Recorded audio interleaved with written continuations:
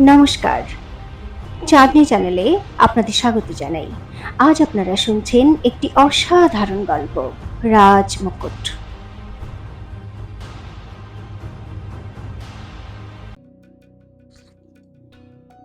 চন্দ্রাবতীকে দেখে সবার মুখ খুশিতে উজ্জ্বল হয়ে উঠল, কিন্তু ওর অবস্থা দেখে সবাই খুব চিন্তিত হয়ে পড়ল। অগ্নি দ্রুত অচেতন চন্দ্রাবতীকে কোলে নিয়ে নিজের ঘোড়ায় বসালো আর দ্বিগুণ গতিতে ঘোড়া ছুটিয়ে নিজের আস্তানায় পৌঁছল।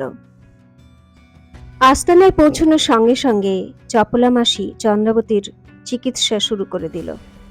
কিছুক্ষণ পরে চন্দ্রাবতী চোখ খুলতেই অগ্নি সিংকে দেখতে পেল। সে ওর বিছানার পাশেই বসেছিল। ওই সময় ঘরে ওরা দুজন ছাড়া আর কেউ ছিল না। কেমন আছো তুমি? অগ্নি সিং চিন্তার স্বরে জিজ্ঞাসা করল। আমরা সবাই কাল সারা রাত তোমাকে খুঁজেছি, কিন্তু কোথাও না পেয়ে বড়ই দুশ্চিন্তায় ছিলাম। শেষ পর্যন্ত ওই জঙ্গলে তোমাকে অচেতন অবস্থায় খুঁজে পেলাম। চন্দ্রাবতী একটা দীর্ঘশ্বাস ছাড়ল।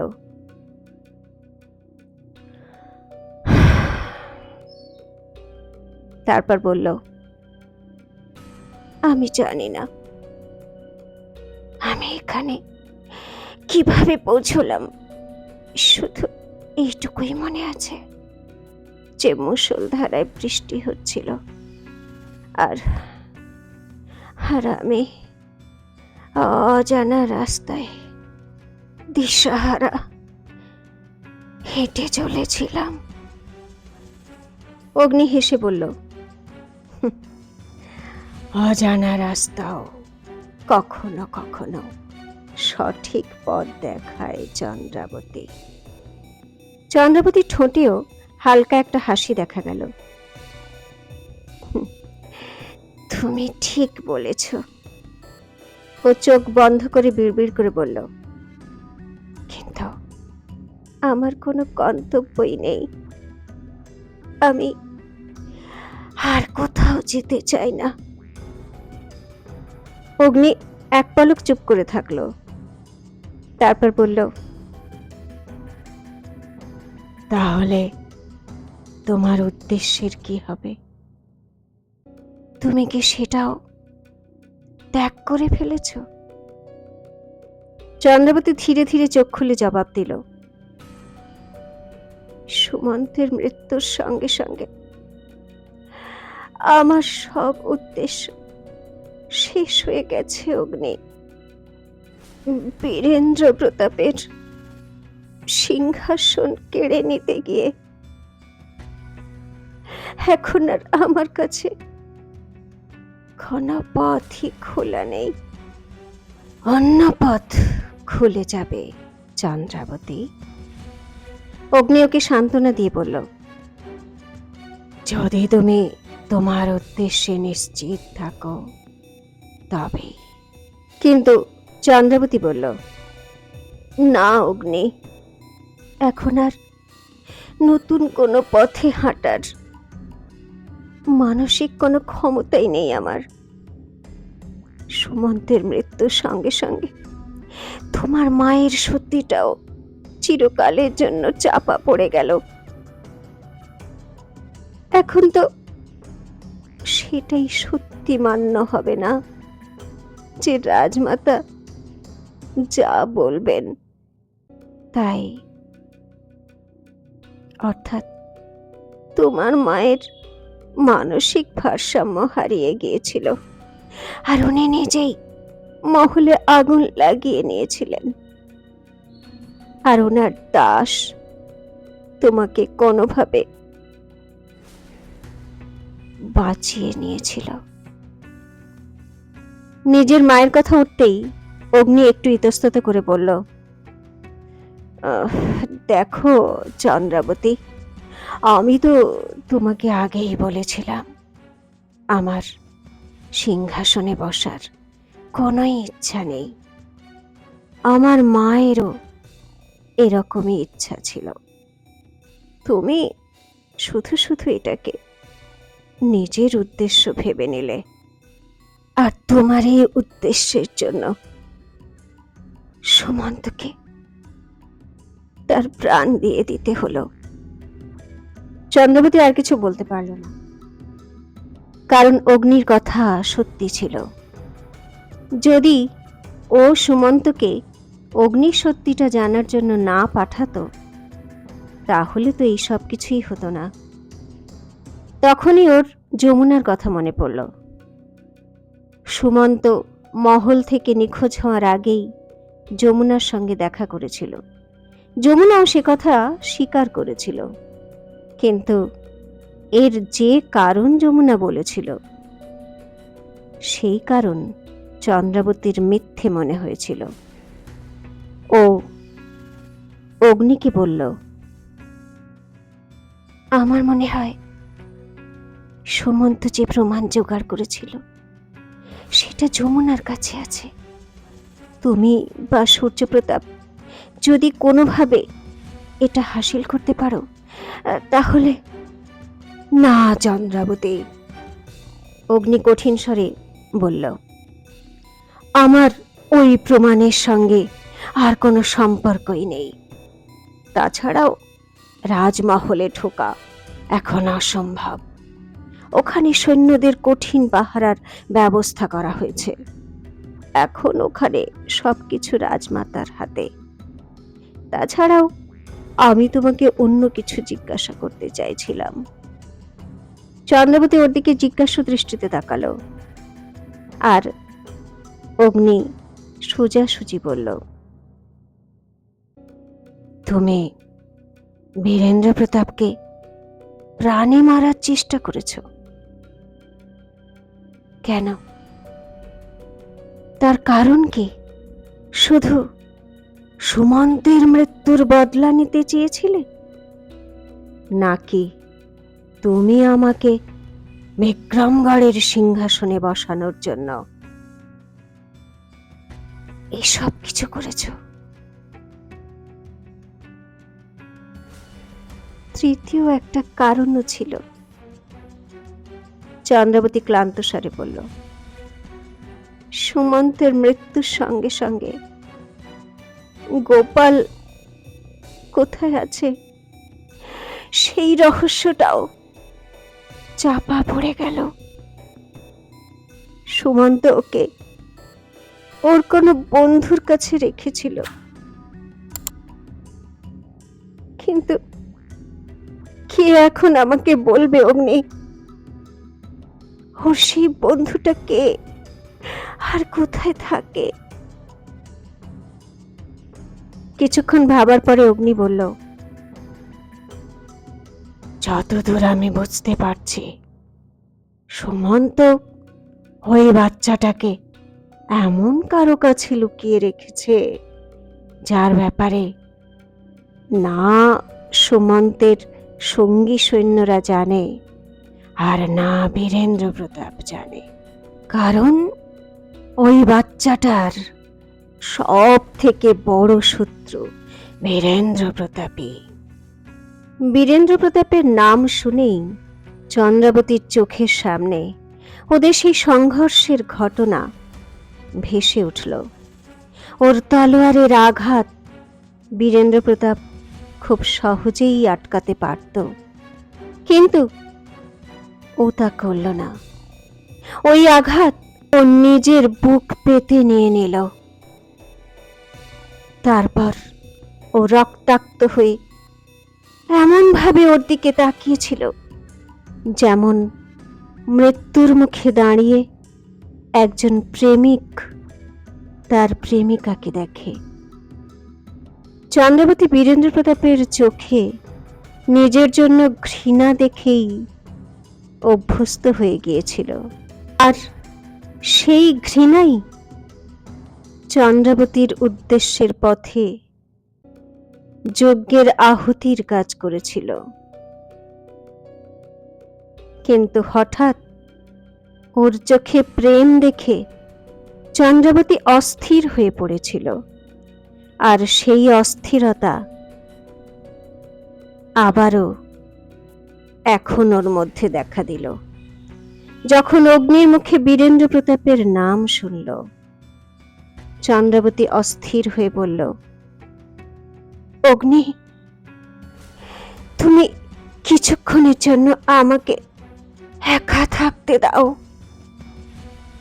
একথা বলে চন্দ্রাবতী ওর চোখ বন্ধ করল। তা দেখে অগ্নি ধীরে একটু হাসল, কারণ ও চন্দ্রাবতীর অন্তর্দ্বন্দ্ব খুব ভালো করেই বুঝতে পারছিল। ওদিকে রাজমহলে বীরেন্দ্র প্রতাপের জ্ঞান ফিরে এলো।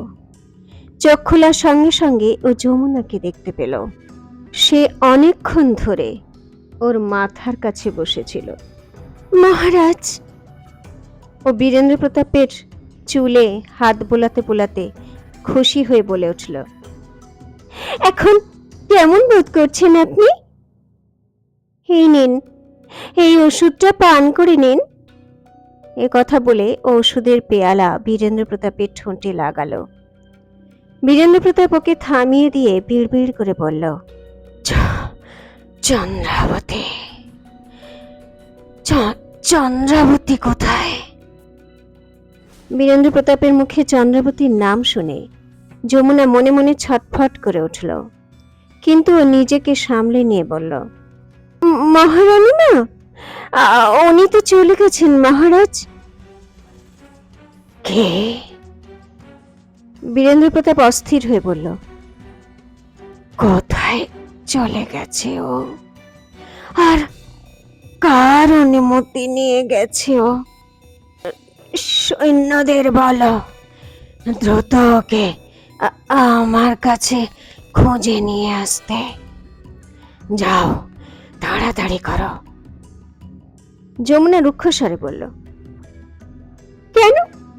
আপনি ভুলে গেলেন মহারানী মা আপনার উপর প্রাণহানিকর আক্রমণ চালিয়েছিলেন?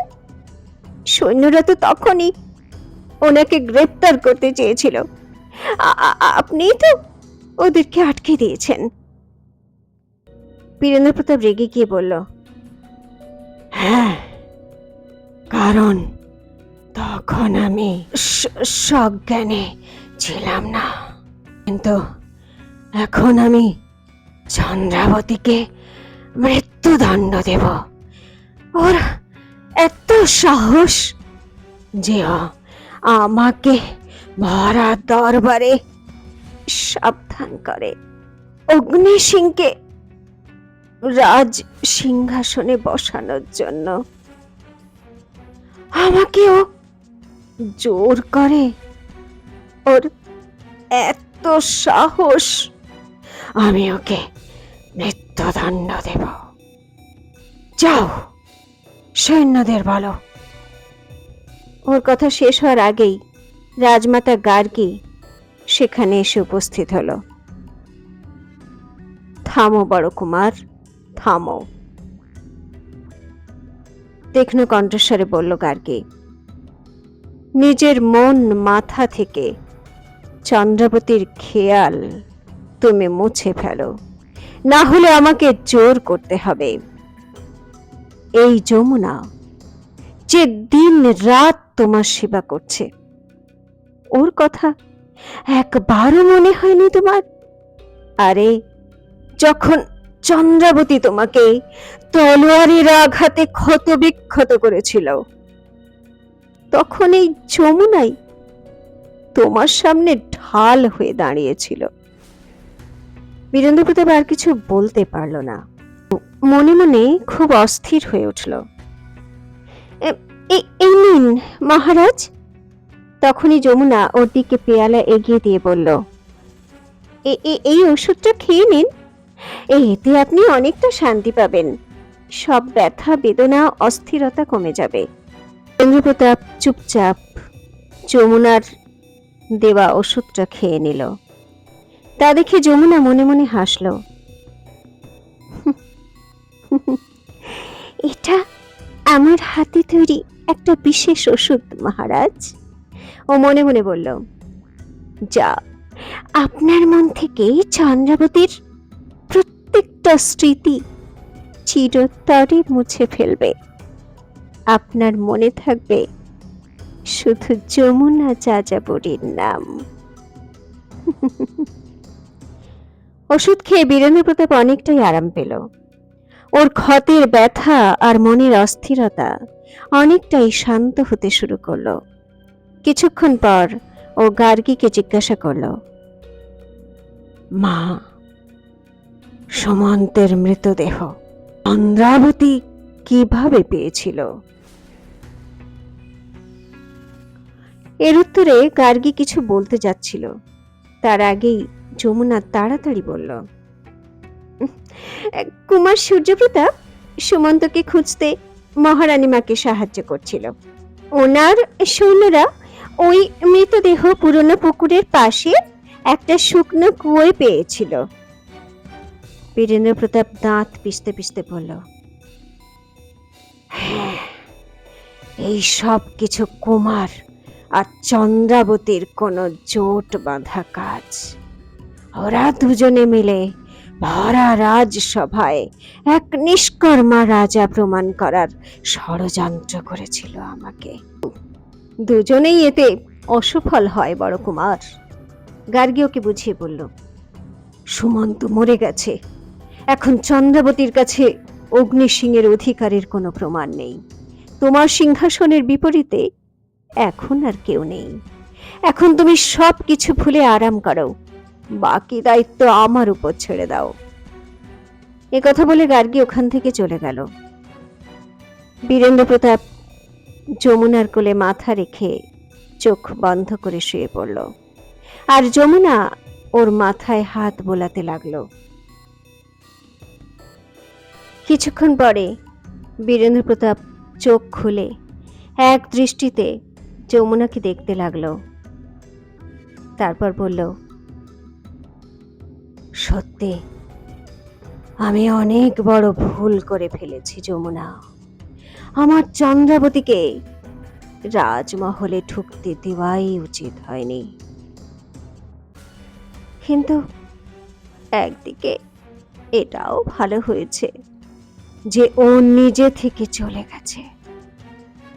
এবার তুমি দেখো, যেদিন আমি পুরোপুরি সুস্থ হয়ে রাজমহলে যাব, আমার সঙ্গে তুমিও যাবে, আমার মহারানী হয়ে।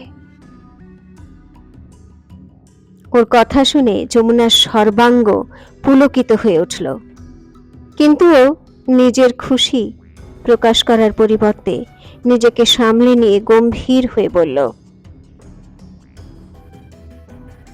না মহারাজ, আমার মহারানী হওয়ার কোনো লালসা নেই। আমি শুধু আপনার সেবা করতে চাই। বীরেন্দ্র প্রতাপ ধীরে হাসল আর যমুনার ঠোঁটে চুম্বন করল। কিছুক্ষণ পরে যমুনা যখন রানীমহলের দিকে যাচ্ছিল, তখন ও ওর সামনে পাটরানী সুরমাকে দেখতে পেল। ওকে দেখে যমুনা প্রচন্ড রেগে গেল। সুরমা চিন্তার স্বরে বলল, ভালোই হয়েছে যমুনা, তোমার সঙ্গে এখানেই দেখা হয়েছে। আমি আমি এক্ষুনি তোমার কাছেই আসছিলাম। যমুনা চমকে ওর দিকে তাকালো, সন্দেহের স্বরে বলল, আচ্ছা তাই নাকি? আমার কাছে তোমার কি কাজ? আর তুমি তো সেদিন রাজমাতার কাছে আমার নামে নালিশ করতে গিয়েছিলে, তাই না? একথা শুনে সুরমা এদিক ওদিক তাকিয়ে ধীরে ধীরে বলল, আরে ও, আমাকে অসহায় হয়েই অন্যান্য পাটরানীদের সঙ্গে যেতে হয়েছিল, না হলে আমি তো সবসময় তোমার সঙ্গেই আছি। কিন্তু তুমি সবসময় ভুল ভাবো। এখন একটু মন দিয়ে আমার কথা শোনো। এই পাটরানীরা সুযোগ খুঁজছে যে কোনো ভাবে মহারাজের সঙ্গে দেখা করে তোমার নামে নালিশ করবে বলে। একথা শুনে যমুনা মসৃণ হাসি দিয়ে বলল, কোনো পাটরানীরা কম করে 15 দিন পর্যন্ত এখন মহারাজের সঙ্গে দেখাই করতে পারবে না। ওনার চিকিৎসা চলছে, আর তারপর মহারাজ কারো কোনো কথা শুনবেনই না। একথা বলে যমুনা নিজের ঘরের দিকে চলে গেল, আর সুরমা মনে মনে ঘাবড়ে গেল। এই যাযাবরী কোনো এক গভীর চক্রান্ত করছে, ও ভাবতে লাগলো। মহারাজের জন্য ও নিজেই ওষুধ বানাচ্ছে, আর কাউকে বিশ্বাস করছে না, সেই ওষুধ নিজেই খাওয়াচ্ছে। এমন নয় তো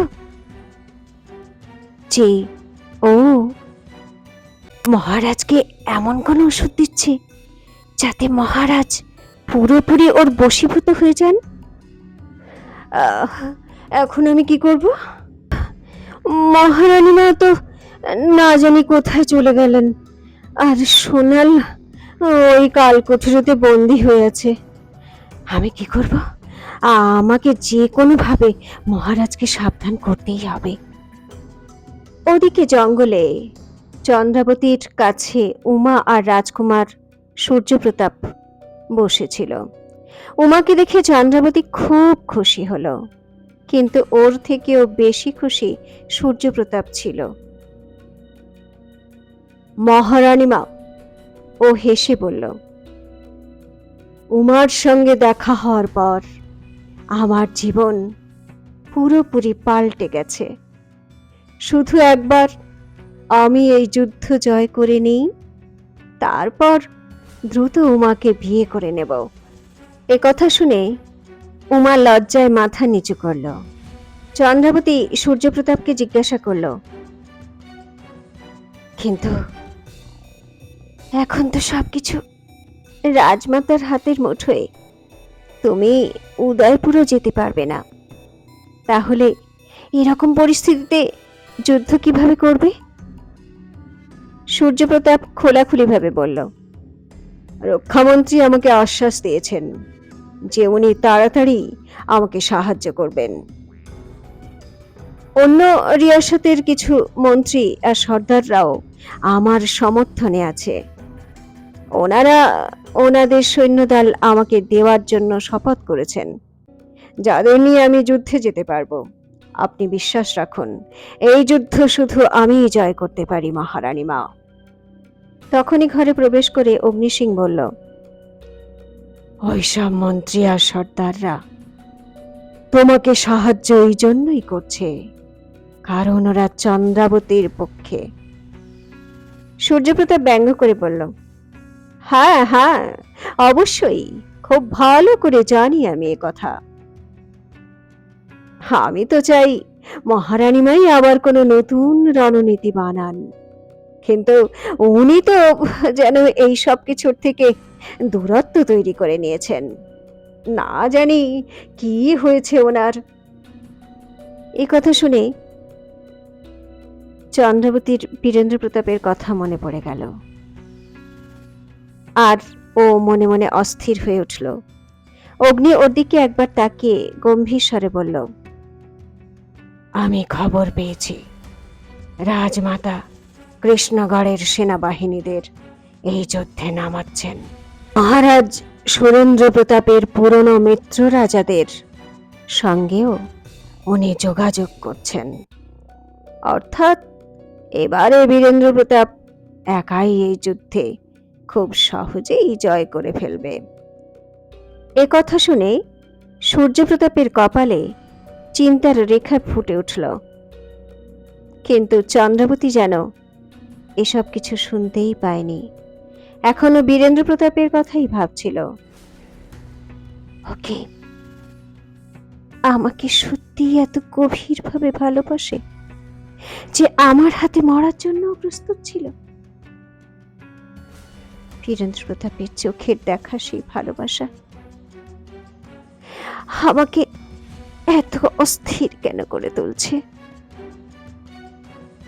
ওদিকে রাজমহলে রাত হয়ে গিয়েছিল। যমুনা এই সময় নিজের ঘরে বীরেন্দ্র প্রতাপের জন্য এক বিশেষ ওষুধ তৈরি করছিল, কিন্তু ও জানতো না বারান্দার পিছনে লুকিয়ে সুরমা ওই ওষুধে মেশানো প্রতিটা জড়িবুটি গভীরভাবে নিরীক্ষণ করছিল। হ্যাঁ, আমার সন্দেহ ঠিকই ছিল, ও মনে মনে বলল। ও নিশ্চয়ই মহারাজকে নিজের বশীভূত করার ওষুধ বানাচ্ছে।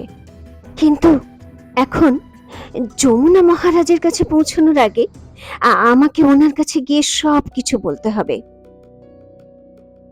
সুরমা দ্রুত নিজের ঘরে ফিরে গেল। তারপর আয়নার সামনে বসে 16 শৃঙ্গার করলো। খুব ভালোভাবে সাজসজ্জা যখন নিজের পছন্দ হলো, তখন লম্বা ঘুমটা টেনে দ্রুত পায়ে বীরেন্দ্র প্রতাপের ঘরের দিকে যেতে লাগলো। তো সুরমা কি বীরেন্দ্র প্রতাপকে যমুনার সব সত্যি কথা বলতে পারবে? চন্দ্রাবতী কি বীরেন্দ্র প্রতাপের ভালোবাসায় নিজের উদ্দেশ্য ত্যাগ করবে, নাকি এসব কিছু বীরেন্দ্র প্রতাপের কোনো ষড়যন্ত্র? জানার জন্য শুনতে থাকুন রাজমুকুট, এক ঐতিহাসিক প্রতিশোধ, শুধুমাত্র চাঁদনির সঙ্গে চাঁদনি চ্যানেলে।